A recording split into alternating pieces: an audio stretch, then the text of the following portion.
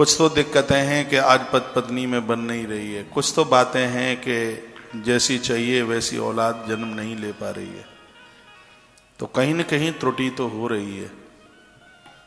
और मुझे विश्वास है कि इस कथा को सुन करके समाज में बहुत बड़ा परिवर्तन होगा। आप 100 बार हमारे लिए धन्यवाद भी बोलेंगे। विवाह पद्धति की वह कथा है जहां आदमी परेशान है अपने बच्चों को लेकर के, क्योंकि माता पिता के मन से विवाह हो नहीं पाते हैं। तो ये कथा दिशा और दशा दोनों बदलेगी। कुछ बातें ऐसी हैं जिनको आप जरूर सुनिएगा। जब बच्चों का विवाह होता है, एक पिता कन्यादान करता है, तो उसमें कुछ चीजें विशेष हैं पूजा के लायक।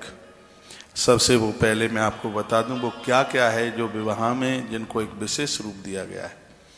रुक्मिणी मंगल ये गाथा हल्ला बोल हो जाएगी।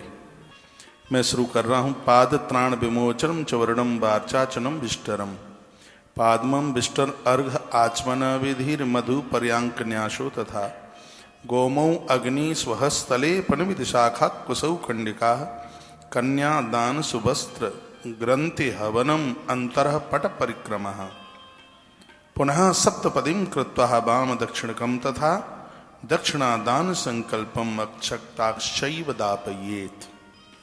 विवाह में इतनी चीजें कितनी? उपानह, उपानह कहते हैं दूल्हे के वर के जूतों को उतरवाना। उसके बाद में है पौंची बांधना। पौंची बांधना कहते हैं कलावा। पूजा में कलावा का बांधना बहुत ज्यादा जरूरी होता है। तत्पश्चात कन्या के पिता के द्वारा वर के मुकुट का पूजन करना। जो वर का जो मुकुट है, ये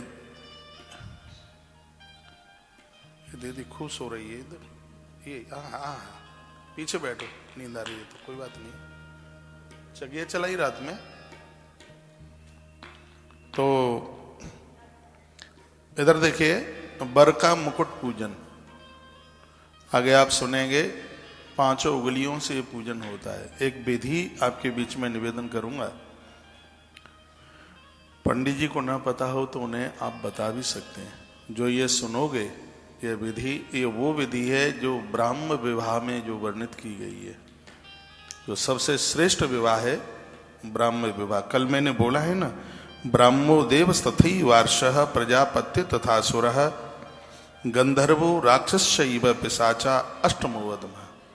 कल 8 विवाहों की चर्चा यहाँ व्यासपीठ से की गई है। उसमें सबसे बढ़िया ब्राह्म विवाह की चर्चा की गई है।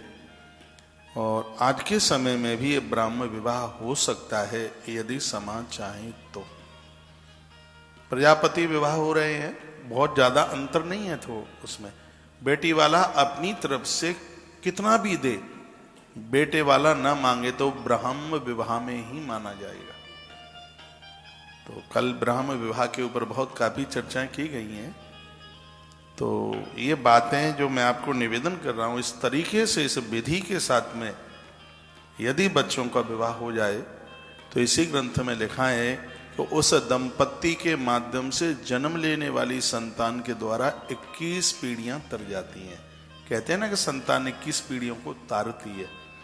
तो इस तरीके से विवाह हो और फिर संतान जन्म लेती है, तब उसको 21 पीढ़ियां तरती हैं।